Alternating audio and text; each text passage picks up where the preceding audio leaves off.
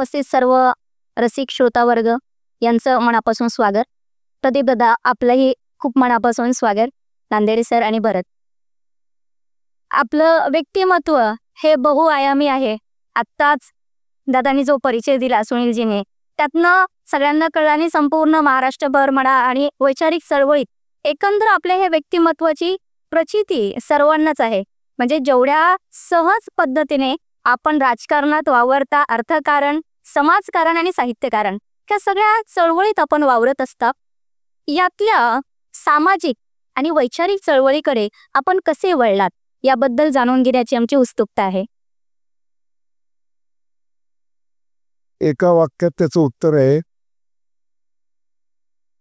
राष्ट्रीय स्वयंसेवक संघाचा लहानपणापासून स्वयंसेवक आहे,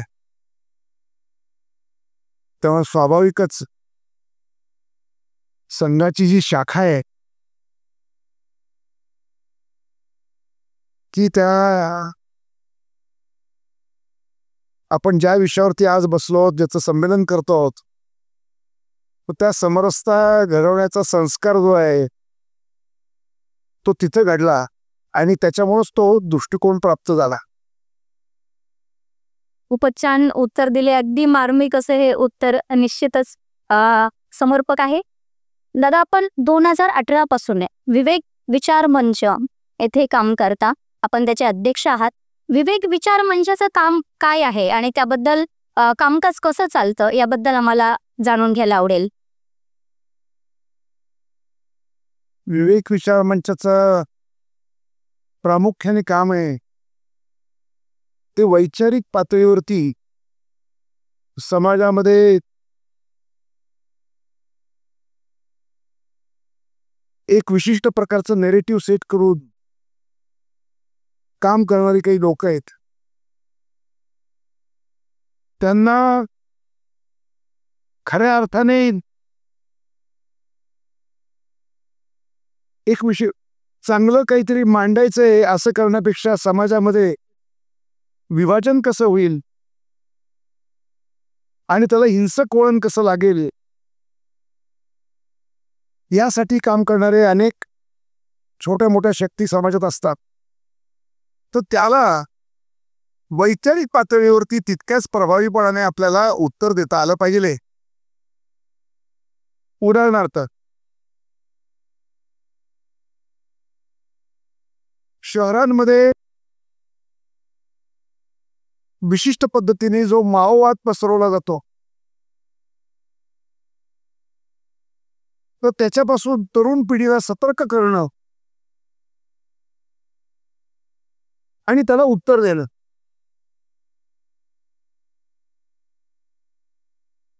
आता त्यांचं जे काही प्रचाराचं साहित्य असतं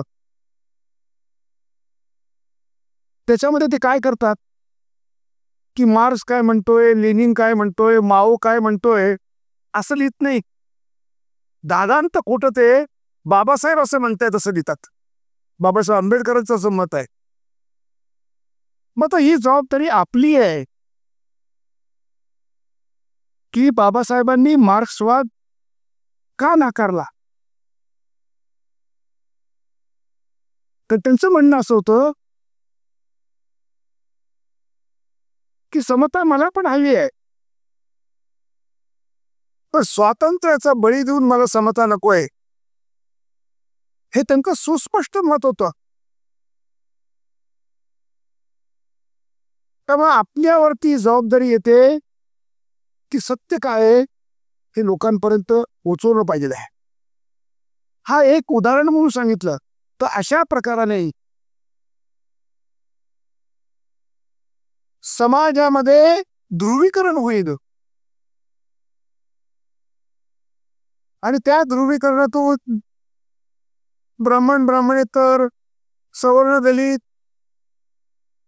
अशा प्रकारचं म्हणजे काल्पनिक संघर्षाचं बिंदू तयार करणं,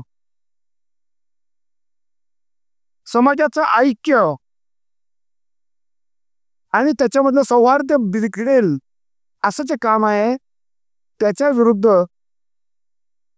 वैचारिक संघर्ष करणे हे महत्त्वाचं काम आज आपण महाराष्ट्रामध्ये आता तालुका पातळीवरती आपण ते नेलेलं आहे. हे विवेक विचार मंच म्हणून आणि तुम्हाला की शिवशंभू म्हणून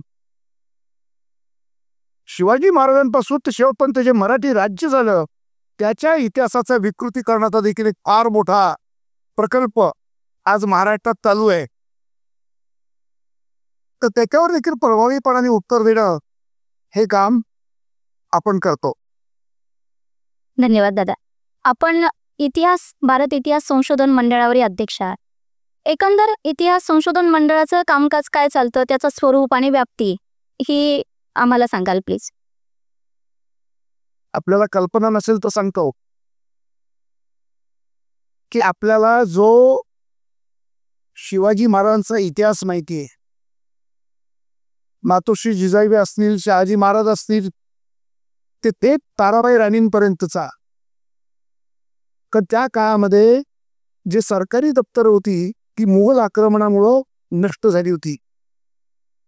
मंडळाच्या संस्थापकांनी 100-125 वर्षापूर्वी लोकां जाऊन 25 लाख कागद गोळा केले आणि त्यामुळे आज शाळेत, महाविद्यालयात कुठल्याही पातळीपर्यंत जो काही आपल्याला इतिहास माहिती आहे तो केवळ भारत इतिहास संशोधक मंडळ या एका संस्थेमुळे प्रामुख्याने माहिती आहे. इतकं मोठं योगदान या संस्थेचं आपल्या इतिहासामध्ये आहे. आणि ते काम त्या संस्थेमध्ये अशी स्थिती नाही आहे की फक्त भूतकाळ आहे त्या संस्थेला. आपला दृष्टिकोन असा असतो की उज्ज्वल भूतकाळ हा वर्तमानाला आणि भविष्याला त्याच्याहून अधिक उज्ज्वल बनवण्यासाठी, म्हणून प्रेरणा देण्यासाठी उपयुक्त असतो. आणि त्या दृष्टिकोनातून आता त्या संस्थांचं काम चालू आहे. याला जोडूनच एक प्रश्न विचारते. इतिहास हा विषय साहित्यिकांनी हाताळावा का, आणि हाताळत असताना कुठली कसोटी किंवा कुठली पथ्य त्यांनी पाळणं आवश्यक आहे असं आपल्याला वाटतं? मोठा अवघड प्रश्न आहे. त्याचं कारण इतिहासकाराचा दृष्टिकोन काय आहे. तर इतिहासकाराला एक फार मोठी मर्यादा आहे की जो उपलब्ध पुरावा असेल त्या पुराव्याची देखील छाननी करावी लागते समकालीन, आणि त्याच्यातून तुम्हाला सगळा भूतकाळ कधीच दिसत नाही. त्या भूतकाळाचं एक छोटासा कोनाडा म्हणजे इतिहास. त्यामुळे इतिहासकाराला पुराव्याच्या पलीकडं तो कधी मांडत नाही. वे तो पक्ष पाळलं पाहिजे कधी. कारण काय असतं, कित्येक हुशार माणसांना गायलेल्या डागात तारकाने भरण्याचा मोह होतो, पण जे वरतस्थ इतिहासकार आहेत ते त्यांना पुराव्यातून जेवढं दिसतं तेवढं ते मांडतात. आता साहित्यिकांना कुठं वाव आहे. मी एक शिवाजी महाराजांच्या आयुष्यातच तुम्हाला उदाहरण देतो. राजगडावरनं महाराज आग्र्याला कधी गेले की तारीख इतिहासाला माहिती आहे, की मराठ्यांच्या इतिहासातच आहे. आग्र्याला प्रत्यक्ष भेटीत काय घडलं सगळा तो इतक्या दिवसांचं जे काही सगळं नाट्यमय आहे ते मराठ्यांच्या साधनात नाही, ते इतर कोणत्याही साधनात नाही. पण आग्र्याला राजस्थानातल्या राजदरबारातले लोक जे होते त्यांचे वकील रोज आपल्या राजाला येऊन पाठवायचे की आज काय घडलं. तर ते राजस्थानी डिंगन लिपीमध्ये बिकानेरच्या आर्काईव्हमध्ये ते कागद आहेत. त्यामुळे आपल्याला आग्र्यात काय घडलं ते कळलं, आणि त्या कागदपत्रांमुळं आग्र्यातून ते केव्हा निसटले ती तारीख माहिती आहे. आता त्या तारखेनंतर ते राजगडाला कधी पोहोचले ही तारीख नोंदवलेली आहे मराठ्यांच्या इतिहासात. आता ह्या ज्या 2 मधल्या तारखा आहेत याच्यामध्ये त्यांनी कसा प्रवास केला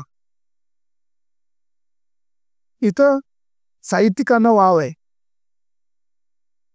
म्हणजे अंदाज घेऊन की साधारणपणे त्या काळामध्ये नदीच्या उताराने प्रवास करावा लागायचा, तो कसा केला असेल, तर इथं कल्पनाशक्तीला वाव असतो. पण ऐतिहासिक कादंबऱ्या किंवा कविता लिहिताना एक मर्यादा निश्चितच असते की जो उपलब्ध इतिहास आहे त्या उपलब्ध इतिहासाशी जोडून तो सुसंगत लिहिला तर त्याची विश्वासार्हता जास्त वाटते. निश्चितच कारण साहित्यामध्ये जेव्हा इतिहास विषय येतो तो सर्वसामान्य लोकांपर्यंत पोहोचतो असं म्हटलं जातं. त्यामुळे आपण जे सांगितलेली कसोटी किंवा तथ्य आहेत पथ्य आहेत ती पाळून लिहावं असं आपला बोध खरंच खूप छान आहे. आणि याला जोडून अजून एक मी प्रश्न विचारते. आपण पुण्यामध्ये एक विज्ञानवादी साहित्य चळवळ एक सुसज्ज ग्रंथालय स्थापन तयार केली, तर ही साहित्य चळवळ हे ग्रंथालय काय आहे, हे ग्रंथालय स्थापन करण्यामागची प्रेरणा काय आहे? असं आहे की लहानपणापासून मी डॉक्टर बाबासाहेब आंबेडकर आणि स्वातंत्र्यवीर सावरकर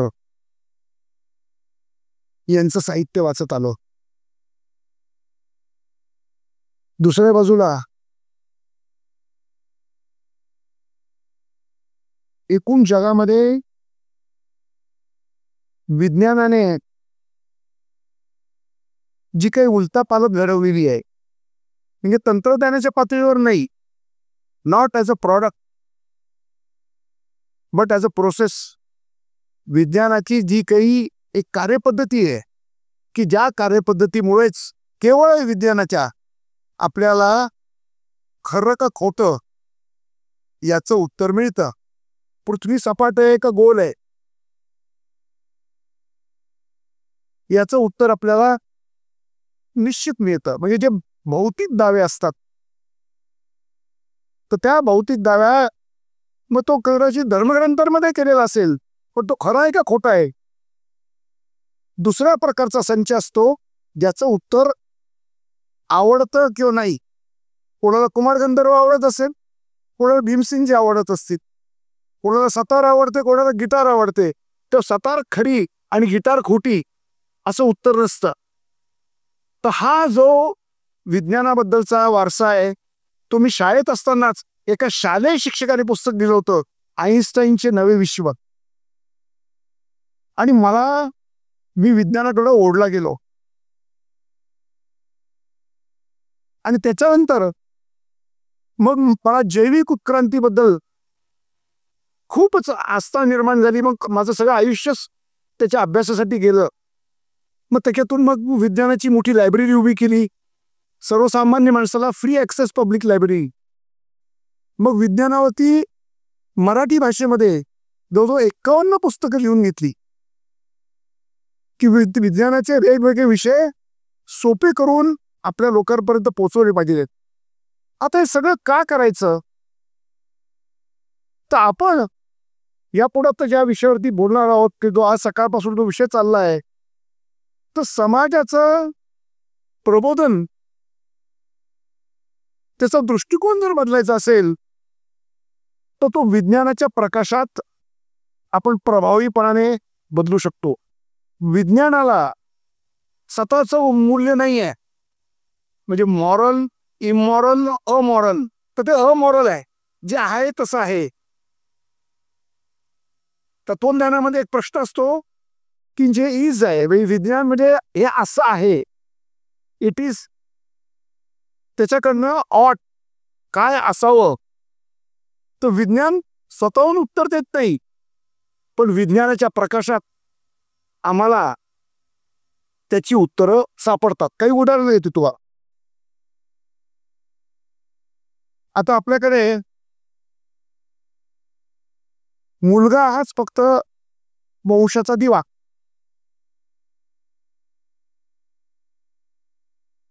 ही एक दृढ संकल्पना आहे, फार जुडी. आणि मी इतके अनुभव बघितलेले की मुलगी झाल्यानंतर सासू नाराज आहे, नवरा नाराज आहे असं नाहीये, आई गेली नाहीये मुलीला बघायला. तेव्हा मी त्या सगळ्यांना एकत्र बसवलं.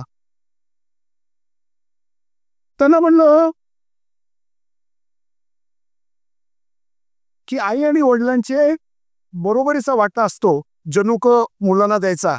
तर मुलगा जसा वंश चालवतो तसा मुलगी पण वंश चालवते. फक्त ती दुसऱ्याच्या घरात जाते म्हणून तिचं आडनाव बदलतं.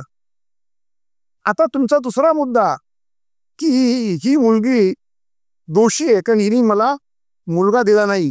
तो म्हणजे आता मी त्यांना म्हणलं तुम्ही ज्या शिव्या त्या मुलीला घातल्या तुम्ही त्या मुलाला घालाल का हो?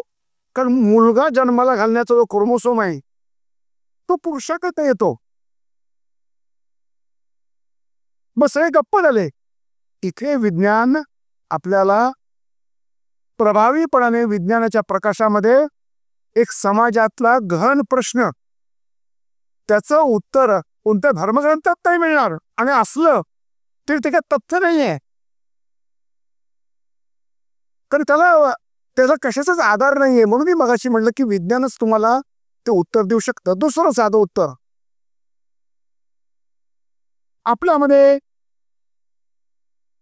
ही जी काही प्रत्येक जात वगैरे वगैरे जमात बिरादरी वेगळी आहे त्याच्यामागे एक वंशशुद्धीची आपली एक मानसिकता आहे, कल्पना आहे.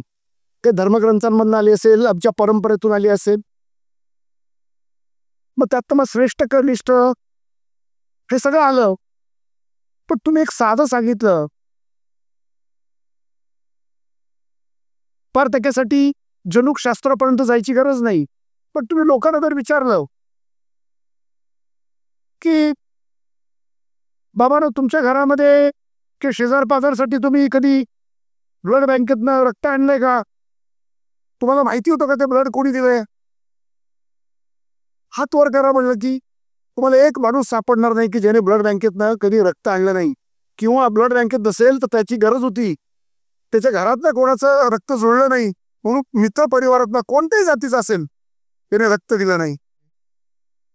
तर मनुष्य जातीच्या एकत्वाचा इतका सोपा पुरावा तुम्हाला विज्ञानाच्या प्रकाशात मिळतो. अजून एक उदाहरण देतो. मी 2 वर्ष एक प्रोजेक्ट केला. टाइम्स ऑफ इंडिया आणि लोकसत्तेचं मॅट्रिमोनियल कॉलम. काय अपेक्षा आहे लोकांच्या?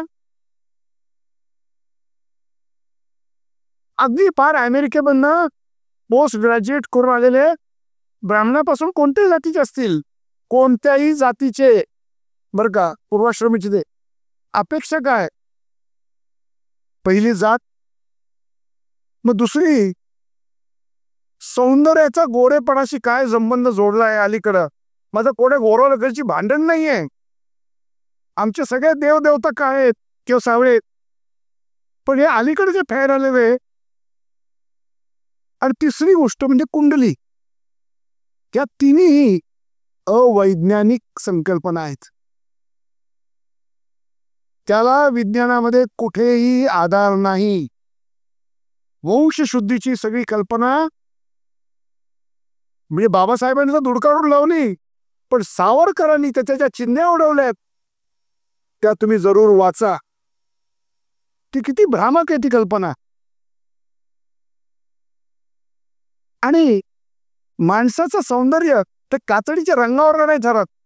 आपल्याला समजून सांगावं लागतं लोकांना की कातडीच्या खाली एक द्रव्य आहे, त्याचं नाव आहे मेलॅनिन. त्या मेलॅनिनमुळं दीर्घकाळ सूर्याशी असणाऱ्या संबंधातून कातडीचा रंग बदलतो. अरे पण त्या माणसाच्या सौंदर्यामध्ये तुम्ही काय बघणार आहात? त्याचं चारित्र्य, त्याची एकमेकांची मूल्य एकमेकांना जुळतात का नाही, बाकीच्या गोष्टी. आणि कुंडली मला कधी कळलंच नाही की त्या मंगळ ग्रहाला हिंदू स्त्रियांना छळल्या पलीकडे काही कामधंदा नाहीये. इतकी हास्यास्पद कल्पना आहे. आणि त्या शनीला फक्त हिंदू लोकांना 7.5 लावायची. अहो त्या ग्रहांचं काम काय? खगोलशास्त्र तुम्हाला सांगतो की या ग्रहांचं काम काय आहे. तर ह्या कल्पना विज्ञानाच्या प्रकाशामध्ये आपण लोकांना जर सांगितल्या तरी या चुकीच्या कल्पनांनी लोक जे आपल्या स्वतःचं आयुष्य दुःखी करून घेतात त्याच्यापासून समाजाला वाचवता येतं. एक शेवटचा मुद्दा, हा फार महत्वाचा मुद्दा आहे, तो म्हणजे आपला समाज हा दैववाद आणि एका विशिष्ट प्रकारच्या देववादामध्ये प्रचंड गुरफटला आहे.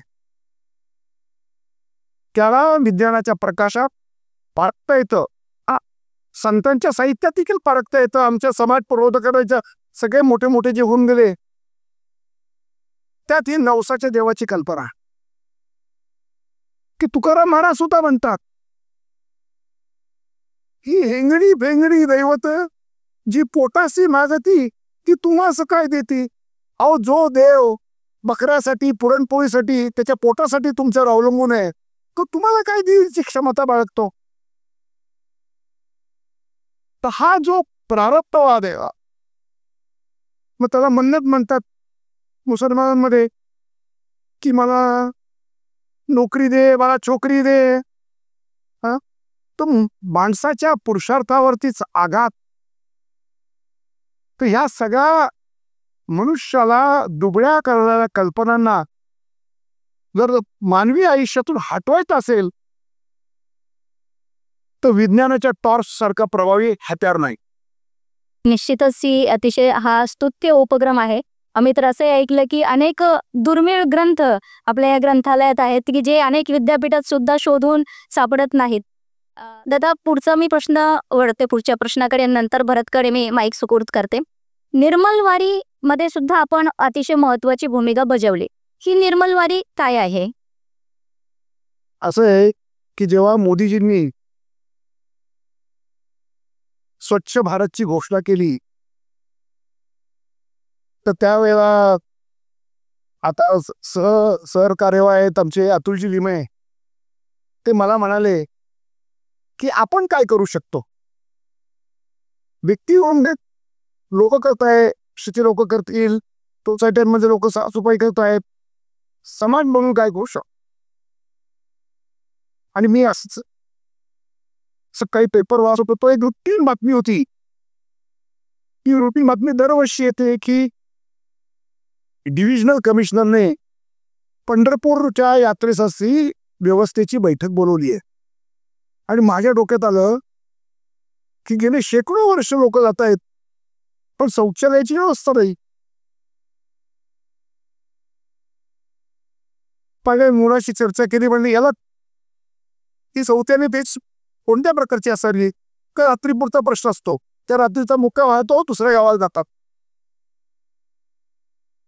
मग एक प्रकारचं ते वेगवेगळ्या औद्योगिक प्रदर्शनासाठी किंवा ही कन्स्ट्रक्शन साईट होती, जे पोर्टेबल आणि फोल्डेबल टॉयलेट असतं ते आम्ही निवडलं.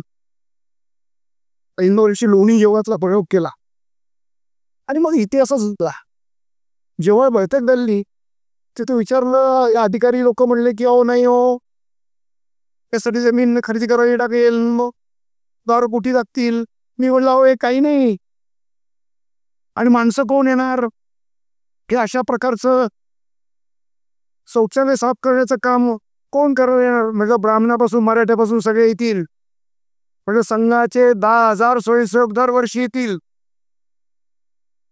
गेल्या वर्षी दशकपूर्ती केली आहे, एकही वर्ष कार्यक्रम फेल गेला नाही. आपण समाजामध्ये एक व्यवस्था निर्माण केली. समरसतेचं काम म्हणजे काय, आता उत्कृष्ट जागतं उदाहरण आहे. तिथं बा तो कोण कुठल्या दर्जाचा होता, इन्फोसिस मध्ये मोठ्या पदावर काम करणारी तरुण मुलं मुली सुद्धा तिथं सडा साफ करायला उभी होती. तर हे परिवर्तन करण्याची शक्ती जी आहे ना, ही संघामध्ये किती अशा प्रकारचे स्वयंसेवक घडते की त्या समाजाचं कोणतंच काम त्यांना हीन दर्जाचं वाटत नाही. हा संघाचा संस्कार आहे.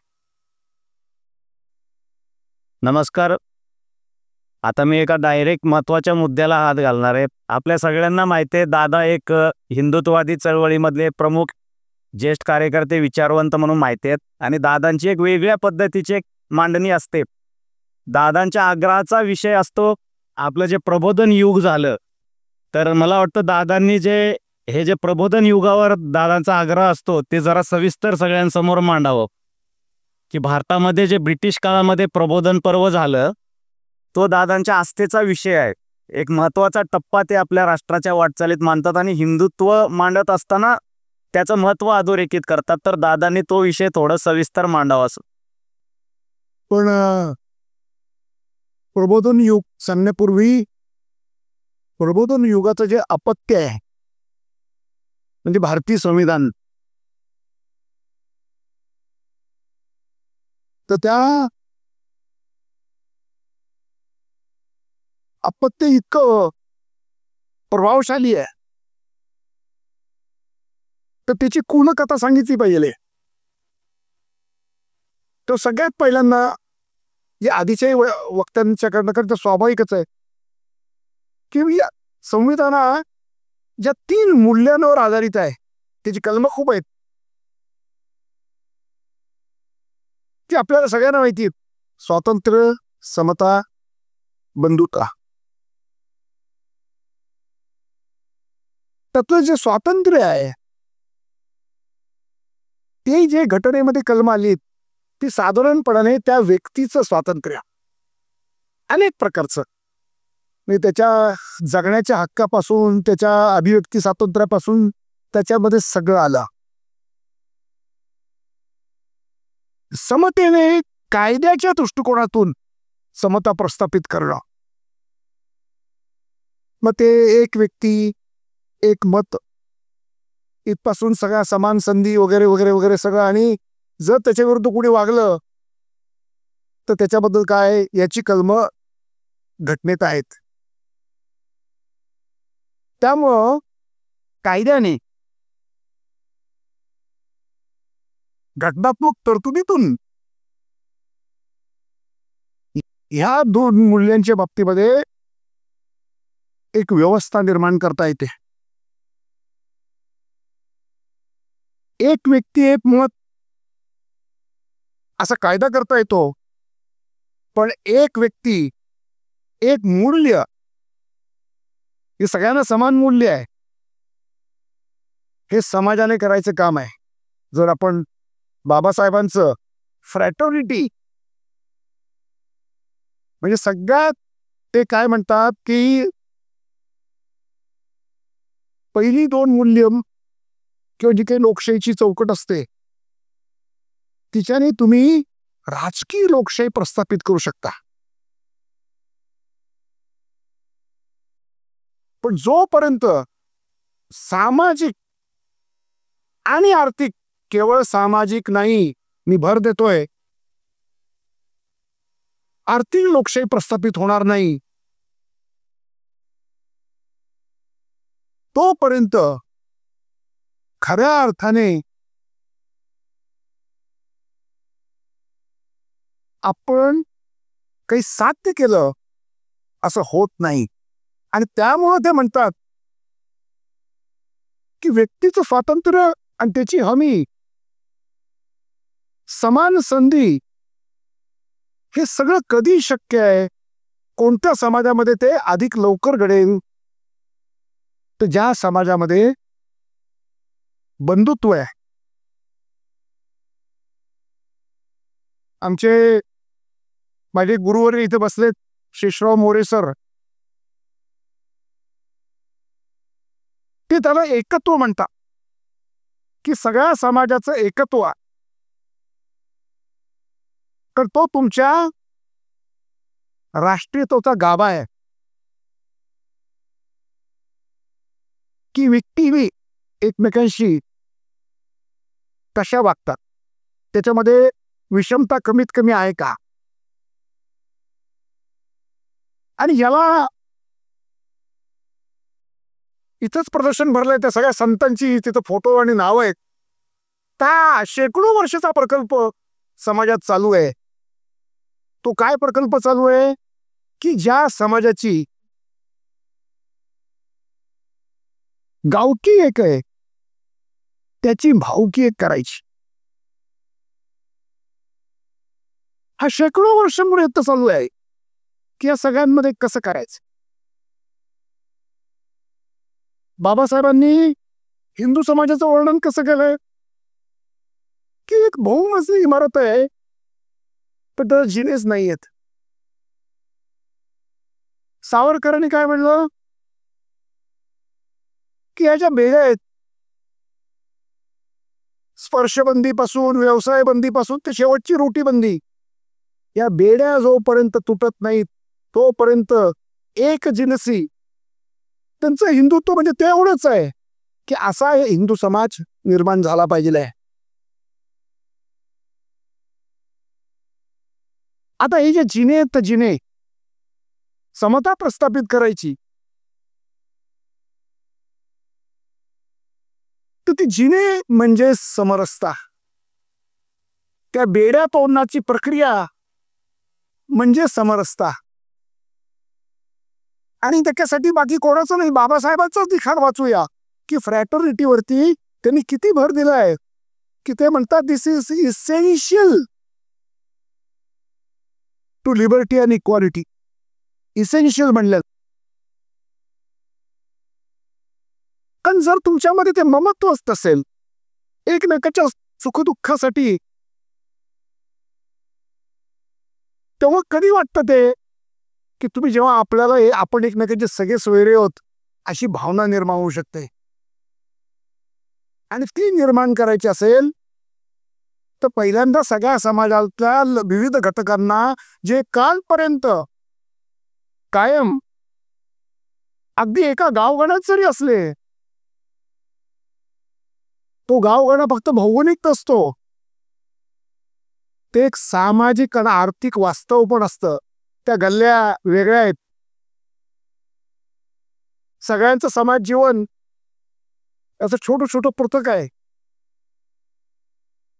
तर हे जे काही समरसतेचा आणि काही लोक काय करतात की जणू काही घटनेने प्रस्थापित केलेला समता या मूल्याला नाकारण्यासाठी संघाने हा समरसता शब्द आणलाय. ही वस्तुस्थिती नाहीये, त्याला संघ कळलेला नाहीये. बाबासाहेबांच्या कल्पनेमधला जो विचार होता, हे जे जिने बांधायचं काम होतं, सावरकरांच्या कल्पनेत त्याच्या बेड्या होत्या. हा झाला ध्येय सृष्टीतला अजेंडा. हा जमिनीवरती व्यवहारात आणण्याचं काम एका द्रष्टा माणसाने केलं. त्यांचं नाव डॉक्टर केशव बळीराम हेडगेवार. आज 100 वर्ष होत आली. मागं वळून बघा की कोणत्या मार्गाने गेला असता. समाजामध्ये विविध जाती पंथ सगळ्यांमध्ये एकोपा निर्माण करण्याची प्रक्रिया कोणाला आहे. या माणसाने पहिल्याच दिवशी सगळ्या जातीतली पोरं एका मैदानावर आणली, त्यांना एक भगवा झेंडा दिला आणि सांगितलं, सकल हिंदू बंधू बंधू, तू कोणत्या जातीचा आहे, उच्च आहे नीच आहे, काय काय संबंध नाहीये. संघामध्ये भोजन सगळ्यांनी एकत्र करायचं, सगळं जीवन एकत्र जगायचं. आज वेळ आलेली आहे की ज्या लोकांना असं वाटतं की एक राजकीय प्रोग्राम म्हणून फक्त विशिष्ट जाती समूहांनाच एकत्र करायचं, तर तुम्ही समाजाचं एकत्रीकरण करताय का ध्रुवीकरण करताय? तुम्ही समाजामध्ये संवाद निर्माण करण्याचा प्रयत्न करताय का समाजामध्ये शत्रुत्व निर्माण करण्याचा प्रयत्न करताय? आणि त्यामुळे मला स्पष्ट वाटतं की आम्हाला कोणत्याही प्रकारची अशी अपॉलॉजेटिक म्हणजे अपराधीपणाची भावना असते कामा नये. सत्य ठणठणीतपणे सांगितलं पाहिजे की हा फक्त आमचा विचार नाहीये, हा बाबासाहेबांचा विचार आहे. फ्रॅटर्निटी शिवाय समता आणि व्यक्ती स्वातंत्र्य ही मूल्य समाजामध्ये यशस्वी होणं. शेवटचं भाषण पार्लमेंट मधलं म्हणजे असे ऑस्टिन असेंब्ली मधलं आणि त्यांनी जो इशारा दिलेला आहे तो कृपा करून आपण वाचा, म्हणजे मी काय सांगतोय त्याचं तथ्य आपल्याला कळेल. आता हा जो आम्ही प्रवास केला घटनेमध्ये, आमचं समाज जीवन कोणत्या मूल्यांच्या दीपस्तंभासारखे जे आमच्या मागे उभे राहतील, आम्ही प्रवास करणार आहोत. भारतामध्ये स्वराज्यात नाही, पण आम्ही जेव्हा ब्रिटिश राजवटीमध्ये जगत होतो त्यांनी आपणून नाही घडवलेलं, पण त्याला इष्टापत्ती असं म्हणतात की आमच्या समाजाचे डोळे उघडले.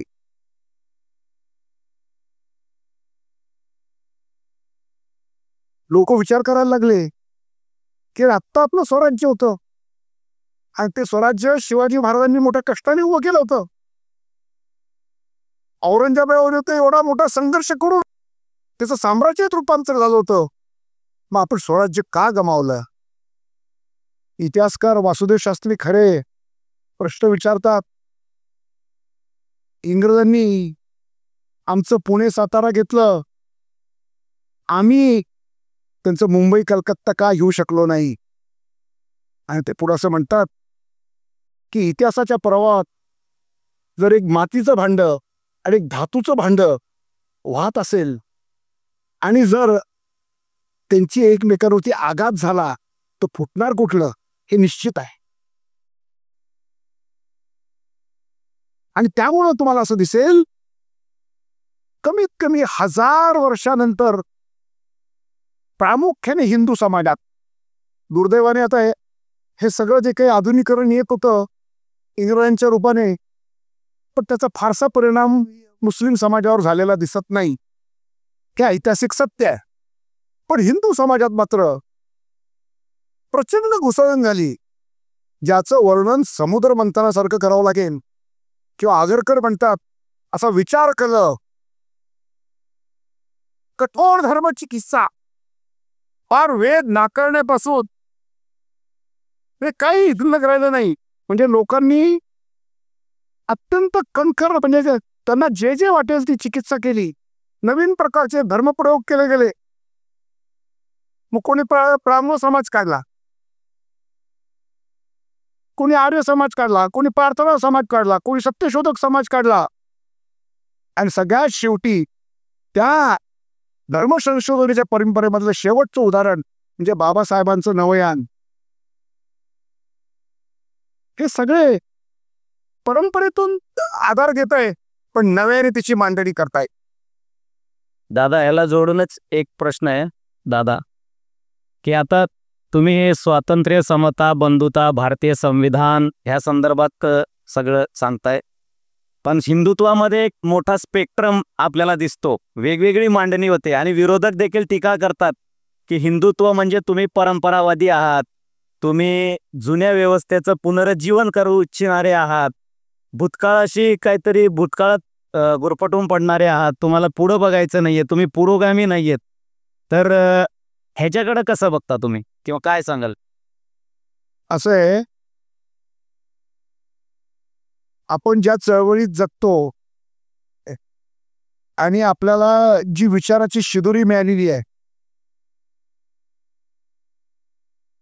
त्या दृष्टिकोनातून जो हिंदुत्वाचा आशय आपल्या डोळ्यासमोर दिसतो, तोच मी आता आपल्या समोर एक स्वयंसेवक म्हणून मला एक सावरकरांचं विचारावरती, आंबेडकरांच्या विचारावरती पोचला गेलेला माणूस म्हणून मला काय दिसतं ते मी तुम्हाला सांगितलं. आता हे स्वाभाविक आहे की जसं मी तुम्हाला म्हटलं की भारताचं संविधान हे या प्रबोधन चळवळीचं एक अपत्य आहे. यात काही आश्चर्य नाहीये की हिंदुत्वाचा जो विचार आहे, जो सावरकरच्या मांडणीतून आलेला आहे किंवा हेडगेवारांच्या संघाचा म्हणून त्यांनी जी काही एक यंत्रणा उभी केली, हे सुद्धा या प्रबोधन युगाचं अपत्य आहे. आता काही लोक ठरवून असं करणार की हे नाकारणार, तरी जरी हा समाज प्राचीन असला आणि त्याची ती एक अखंड परंपरेतून त्याची ओळख असेल, तो त्याचा चेहरा आहे, पण त्याचा जो आत्मा आहे तो या प्रबोधन युगाने बदलला आहे या समाजाचा, आणि ते भल्यासाठी झालंय. ज्याला चेंज फॉर बेटर म्हणतो, आज आपला समाज बदलला. आणि मग असे काही बेसूर निघतात की ते स्वाभाविक आहे की ते जुन्या परंपरा वगैरेला धरून राहतात. तर समाजामध्ये असा एक काही प्रमाणात तो वर्ग सरासरी राहतो, पण तो बदलतो. तुम्ही जर या 150-200 वर्षाचा इतिहास बघितला तर समाज बदलला का नाही? तर तो या सगळ्या समाज प्रबोधकांमुळे तर बदललाच. पण दुसरा महत्वाचा फोर्स आहे, तिथेही बाबासाहेब आणि सावरकर यांचं एकमत आहे, ते म्हणजे औद्योगिक क्रांती. हे दोघंही औद्योगिक क्रांतीचं स्वागत करतायत. कारण जो गावगाडा आहे त्याचा काही लोकांना फार रम्य अशी कल्पना असते गावगाड्याची, पण गावगाडा काय वास्तव आहे हे गावकुसाबाहेर राहणाऱ्यांना विचारा. त्यांच्या साहित्यातून ती वेदना व्यक्त झालेली आहे. त्यामुळे पण गाव सोडून जायचं कुठं? औद्योगिक क्रांतीने खऱ्या अर्थाने शहर निर्माण केली. तर शहर म्हणजे नरक नाही आहेत, तर ते मुक्तीचं द्वार आहे, विशेष करून दलितांसाठी. म्हणून सावरकर आणि आंबेडकर शहरांचं स्वागत करतात, गांधी करत नाही. हा फार महत्वाचा फरक आहे. मी आता नुकतंच SNDT मध्ये माझं भाषण होतं पुण्यात. तिथे पूर्वी ती कर्वेनेच सुरू केलेली इन्स्टिट्यूट पण आता वेगळी झालेली आहे. तिथं 85,000 मुली आहेत किती एका संस्थेत. आणि गेल्या वर्षी मी कर्वे इन्स्टिट्यूटमध्ये गेलो होतो, तिथं 30,000.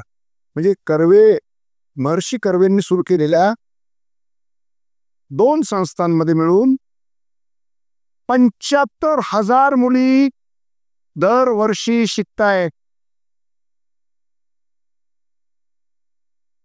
हा फार मोठा बदल आहे.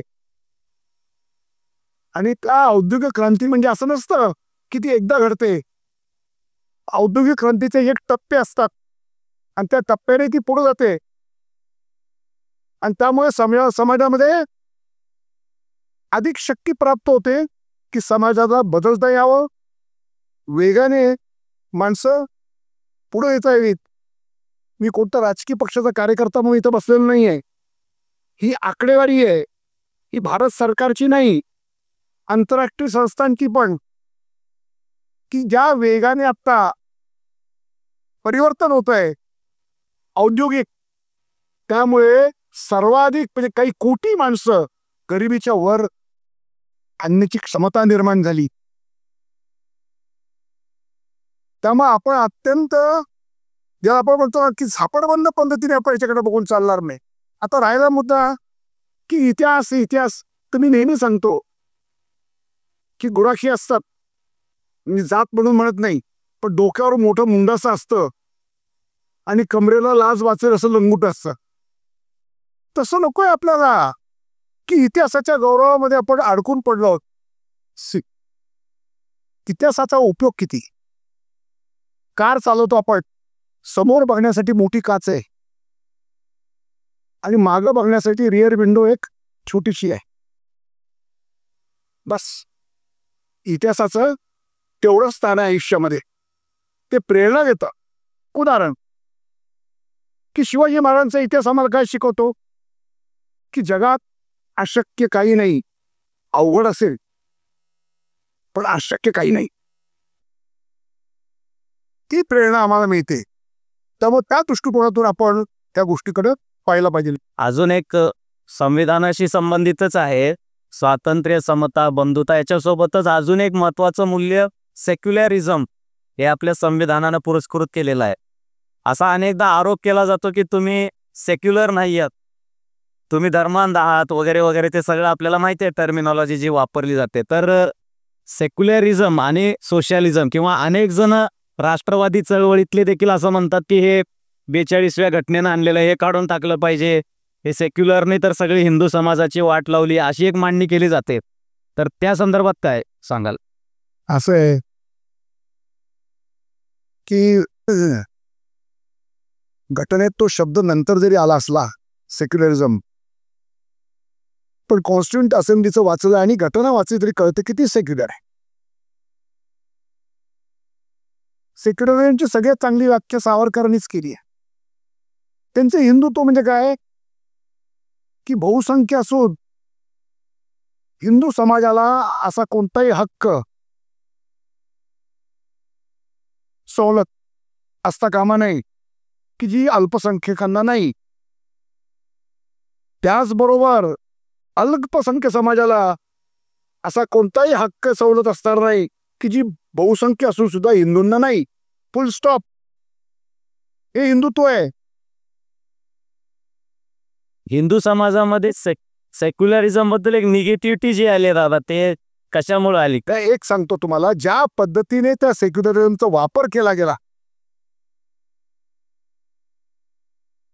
शेवटी असं असतं की एखाद्या चांगल्या संकल्पनेचा तुम्ही वापर कसा करता, पण व्यवहारात काय ते नीट लक्षात द्या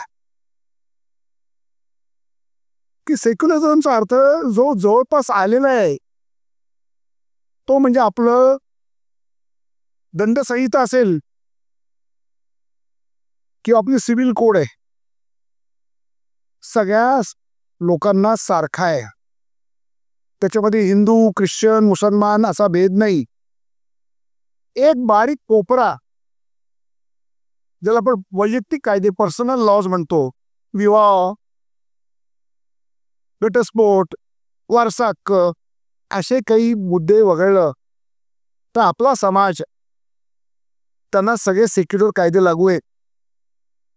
आणि घटनेप्रमाणे धर्माचा जो लौकिक भाग आहे, म्हणजे अगदी व्यवस्थापन आलं किंवा तुम्ही मिरवणूक काढायची ठरवली किंवा अन्य काही, तर धर्म स्वातंत्र्याला मर्यादा आहेत घटनेने घातलेल्या. त्यामुळे हे पहिल्यांदा आपण नीट समजून घेतलं पाहिजे की लौकिक जीवन आता धर्माच्या आधाराने निर्धारित नाही आहे, ते घटनेप्रमाणे निर्धारित आहेत सगळ्यांना.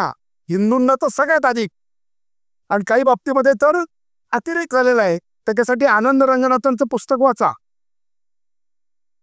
की ज्या पद्धतीने ते वापरलं गेलंय, तर एक सेक्युलर स्टेट मंदिर व्यवस्थापासून सगळ्या गोष्टींवर ताबा कसा घेतो, हिंदूंचे हक्क कसे डावलले जातात, याबद्दल देखील आज लोक बोलायला लागलेले आहेत. त्यामुळे सेक्युलरिझम हा म्हणजे बहुसंख्य हिंदूंच्या बाबतीमध्ये तिथे काही चालू शकतं, म्हणजे धर्मचिकित्सा ही जी आवश्यकच आहे. पण जे स्वतःला पुरोगामी म्हणत आहे त्यांना म्हणावी, हमीद दलवाईंनी केली तशी धर्मचिकित्सा नरळ कुरुंदकरांनी केली, तशी तुम्ही इस्लामची धर्मचिकित्सा करा बरं. तुमचे पुरोगामी सगळे तथाकथित हे तोंड बंद करून बसतील. सोशलिझमचा विषय आहे. कारण काय झालं की सेक्युलरिझम आणि सोशलिझम हे दोन शब्द आत आणले खरे घटनेत आणीबाणीच्या काळात, पण त्याची व्याख्या आलेली नाही. तरच हिंदू समाजापुढचे जी सामाजिक समस्या आहेत, ज्या कुप्रथा आहेत, ह्या नाहीशा होणार नाहीत. असं केवळ सावरकरांचं नाही, असं बाबासाहेब आंबेडकरांचं मत आहे. 35 सालापर्यंत जेव्हा त्यांनी त्यांची भूमिका बदलली तोपर्यंत हिंदू संघटन केल्याशिवाय शक्यच नाही असं बाबासाहेब म्हणताय. त्यामुळं वस्तुस्थिती आहे की आपला समाज 2-3 फुटपट्टे असतात. कसं बघायचं, जे मेजर करता आलं पाहिजे, ज्याचं मोजमाप करता आलं पाहिजे, असं बघता आलं पाहिजे रे की गेल्या 100-200 वर्षाचा जर आलेख काढला तर समाज अधिकाधिक उन्नत होत, नैतिकदृष्ट्या उन्नत होत गेलाय का, भौतिकदृष्ट्या अधिकाधिक संपन्न होत गेलाय का, आणि नैतिकदृष्ट्यामध्ये सगळ्यात महत्वाचा मुद्दा आला की जी आंतरिक विषमता आहे समाज व्यवस्थेतली, कारण ती घटना येण्यापूर्वी ती जुन्या धर्मकल्पनेप्रमाणे त्या व्यवस्था चालल्या होत्या. आता आपला समाज व्यवस्था धर्मकल्पनेप्रमाणे चालत नाही. ते मनुस्मृती ते वगैरे सोडून द्या. तर नैतिकदृष्ट्या तो अधिक संपन्न होतोय का, भौतिकदृष्ट्या तो अधिक उन्नत होतोय का? आणि अस्तित्वाच्या झगड्यामध्ये प्रत्येक समाजाला त्याच्या अस्तित्वासाठी संघर्ष करावा लागतो त्या त्या पिढीत, त्याच्यामध्ये तो अधिक समर्थ झालाय का? फक्त सावरकरांच्या विचारामध्ये इस्लामचा धोका, इस्लामच्या विचारसरणीचा धोका असं नाहीये. आता तू जे बाबासाहेबांचं संकलन केलंय, कारण भरतने त्याच्यामध्ये एक शब्दही स्वतःचा लिहिला नाही. बाबासाहेबांचे इस्लाम विषयक विचार काय ते आमच्या तथाकथित पुरोगामी लोकांना फार गैरसोयीचं वाटतं. पण बाबासाहेब फक्त पाकिस्तानी ग्रंथामध्ये नाही, तर बहिष्कृत भारतापासून हे मोतीलाल नेहरू अहवाल आला त्यावेळेला त्यांनी जो संपादकीय लेख लिहिला आहे त्यात ते म्हणताय इस्लामच्या धोक्याबद्दल. त्यामुळं वस्तुस्थिती आहे की ज्यांचं या देशावरच्या या समाजावर प्रेम आहे, ह्या देशावर निस्सीम भक्ती आहे, त्यांना समाजापुढचा धोका काय तो निश्चित दिसतो. आणि त्या दृष्टिकोनातून समाजाला सावध ठेवणं म्हणजे त्याला आत्मबोध आणि शत्रुबोध ह्या दोन्हीचं संस्कार देण्याची गरज असते समाजाला. आणि ते काम सातत्याने करणं त्याच्यासाठीच हिंदू संघटन. आता 2025 मध्ये आता वेगवेगळी मांडणी होते. काही जण असं म्हणतात हा मनुस्मृती विरोध संविधान असा संघर्ष आहे, तर दुसरा काही मांडणी अशी होती की नाही नाही हे संविधान विरुद्ध शर्यत आहे. तर खरा हा संघर्ष काय आहे, खरोखर कोणता संघर्ष आहे आणि हायपोथेटिकल कोणता आहे? हे बघा, मनुस्मृती म्हणजे एका मुलाखतीत म्हणला की त्याने कधी मनुस्मृती बघितलीच नाही. मी एक हिंदू मराठा समाजात जन्माला आलोय, मी इथं बसलेलं असं कोणी इथं मला माहित नाही, पण मी लोकांना विचारतो हो तुम्ही ब्राह्मणांनी तरी बघितली का हो? तर वस्तुस्थिती अशी की जेव्हापासून आपल्या देशामध्ये संविधानाप्रमाणे सगळं लौकिक व्यवहार चालू आहे त्याच्यामध्ये तो विषय येत नाही. आता ऐतिहासिक दृष्ट्या आरोप केला जातो की हिंदुत्ववाद्यांना हे संविधान आणायचं नव्हतं, त्यांना मनुस्मृती आणायची होती. साधा प्रश्न आहे की हिंदू महासभा ज्याचे 7 वेळेला सावरकर अध्यक्ष होते आणि सावरकर उपस्थित होते, श्यामाप्रसादजी अध्यक्ष होते, आणि 44 साली जी प्रारूप घटना हिंदू महासभेने पारित केली सावरकरांच्या उपस्थितीत, जी कॉन्स्टिट्यूंट असेंब्लीला सबमिट झाली, जिची चर्चा कॉन्स्टिट्यूंट असेंब्लीमध्ये झाली की आपण आता जे काही घटना करतो हिंदू महासभेची त्याच्यापासून वेगळी नाही. दुर्दैवाने इतकी दशकं त्याची कॉपी तिथं मिळत नव्हती. त्याचा उल्लेख आहे पार्लिमेंटच्या चर्चेत, उल्लेख आहे नंतर ॲन्युअल रिपोर्ट्स ब्रिटिश गव्हर्नमेंटचे त्याच्यामध्ये उल्लेख आहे की या अधिवेशनामध्ये मामा दात्यांच्या याच्यामध्ये आहे की अशा अशा प्रकारची समिती स्थापन केली होती. सुदैवाने ती प्रत सापडली गोखले इन्स्टिट्यूटमध्ये की पार्लिमेंटच्या याला सबमिट केली आहे. आणि आता तुम्ही जर गेलात की हिस्टॉरिकल कॉन्स्टिट्यूशन्स, तर डाव्यापेक्षा डावी अशी कॉन्स्टिट्यूशन हिंदू महासभेची आहे. त्यामुळं जो खोटा प्रचार आहे ना त्याला एकच उपाय आहे, सत्य सांगत राहणे. आता आपण नेहमी ऐकतो की अघोषित आणीबाणी आलेली आहे किंवा आवाज दडपला जातोय, असे रोज वर्तमानपत्र काढून बघा एकतरी बातमी अशी दिसतेच, कोणीतरी तथाकथित पुरोगाम्यांचं वक्तव्य तसं असतंच. तर काय खरोखर देशात अघोषित आणीबाणी आहे का? काय हे कशामुळे इतका आरोप केले जात आहेत? ज्या अर्थी अशा प्रकारची अघोषित आणीबाणी आहे, हा आरोप इतक्या मोठ्या आवाजात या देशात करण्याची सोय आहे आणि हव्या तेवढ्या लोकांना आहे, म्हणजे मोदींना शिव्या घालणाऱ्यांची संख्या किती मोठी आहे या देशामध्ये. खरं दडपलेला आवाज कसा असतो त्याचं मी एक उदाहरण देतो. जेव्हा स्टॅलिनचा काळ होता त्या काळात एक रशियन आणि एक अमेरिकन भेटले. त्या अमेरिकन म्हणला, आमच्या देशात एवढं स्वातंत्र्य आहे की मी माझ्या देशात उभा राहून टाइम स्क्वेअरमध्ये किंवा वॉशिंग्टनच्या व्हाईट हाऊसच्या बाहेर उभा राहून आमचा राष्ट्राध्यक्ष मूर्ख आहे असं म्हणू शकतो. तो रशियन म्हणतो, त्यात काय, मी पण व्हाईट हाऊसच्या इथे येऊन म्हणू शकतो की तुमचा राष्ट्राध्यक्ष मूर्ख आहे. रशियन काय म्हणतोय, तुमच्या देशात येऊन मूळ मुद्दा काय आहे की तुझ्या देशामध्ये तू असं बोलू शकतोस का, त्याची किंमत तुला काय मोजावी लागेल. त्यामुळं मी याचं उत्तर फार गंभीर देणार नाही, मी याला फॅशनेबल नॉनसेन्स म्हणतो. दादा, माझ्या वतीने एक शेवटचा प्रश्न विचारतो. हे आरोप करणारे जसे आहेत तसं एका बाजूला एक समर्थकांचा वर्ग आहे, तो म्हणतो की आम्हाला अपेक्षित असलेले धोरणं अजून काही आले नाहीत, जे काही हिंदुत्वाचे विषय आहेत ते सिम्बॉलिक केले जात आहेत. फक्त राम मंदिर हा एक मोठा प्रोजेक्ट होता, तो ठीक आहे, आर्टिकल 370 नॅशनल इंटिग्रेशनच्या दृष्टीनं वगैरे, पण जे पर्टिक्युलरली इस्लामिक कम्युनलिझम आहे त्याच्यावर आघात होईल, तो कम्युनलिझम ब्रेकडाऊन होईल, असं काही ठोस झालं नाही अशी एक तक्रार येते.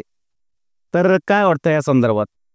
इस्लामिक कम्युनलिझम किंवा ती इस्लामिक आयडेंटिटी घट्ट करणारे जे घटक आहेत ते काही अजून पातळ होतील असं काही राबवलं गेलं नाही. काय एक प्रभावी गोष्ट आहे, आमचे मोरे सरांनीच त्याच्यावरती लिहिलंय, तुम्ही ते वाचलं पाहिजे. काय आहे की हा जो बारीक कोपरा उरलाय वैयक्तिक कायद्यांचा, त्यामुळं का होईना लौकिक जीवनामध्ये धर्माला स्थान आहे. आणि दुर्दैवाने या बाबतीमध्ये कोर्टांनी निकाल देताना देखील 3 तलाकचा निकाल असेल, अहो तो तुम्ही घटनेच्या तरतुदीप्रमाणे द्या. कुराणात आहे का, हदीसमध्ये आहे का? मग उद्या तुम्ही हिंदू कोणाचे धर्मग्रंथ घेऊन तुम्हाला बघावं लागेल. तर एकदाचा समान नागरिक कायदा आला की लौकिक जीवनामध्ये जो धर्माला जो काही एक वाव मिळालेला आहे तो प्रभावीपणाने आपल्याला नाहीसा करता येईल. दुसरा जो मुद्दा आहे तो म्हणजे तुम्ही जर जसं आता आपल्याला 100 वर्ष पूर्ण झाली संघाला, काँग्रेसचा जवळजवळ 250 झाली, कम्युनिस्टांना 100 वर्ष झाली, आणि सर अहमद पासून जर घेतलं तर त्यांना देखील जवळजवळ 250-200 वर्ष मुस्लिम राजकीय विचारधारा झाली आजपर्यंत भारतातल्या. त्याचं मुख्य सूत्र काय राहिलंय की हिंदूंबरोबर पॅरिटी, अखंड भारत असता तरी पॅरिटी,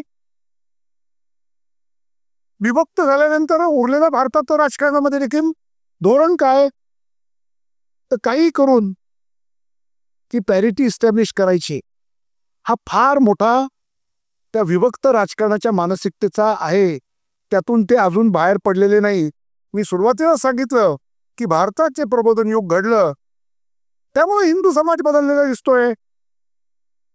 पूर्वी आमचे काय करत होते, एक 100 वर्षापूर्वी आमच्या विधवा स्त्रियांची काय स्थिती होती, आमच्या बालपणी लहान मुलीची लग्न होत होती, सतीची प्रथा अगदी सर्वस्व नव्हती पण होती ना. अस्पृश्यतेचा जो 10 होता तो कायद्याने घालवलाय आणि समाज प्रबोधन देखील मोठ्या प्रमाणावरती बदल झालेला दिसतो. पण असं न घडल्यामुळं असं करता येणार नाही. एकच मुद्दा सांगतो या बाबतीतला फार महत्वाचा आहे. कार्ल पॉपर म्हणून फार मोठा युरोपामधला तत्वज्ञ होऊन गेला, 2 महायुद्ध त्याने पाहिली होती, आणि त्याच्यानंतर त्याने enemies of the free society हे लिहिलंय. त्यात तो असं म्हणतो, असहिष्णू विचाराशी जर सहिष्णू समाजाने संघर्ष केला नाही तर सहिष्णू समाज नष्ट होईल आणि त्याच्याबरोबर सहिष्णू विचार,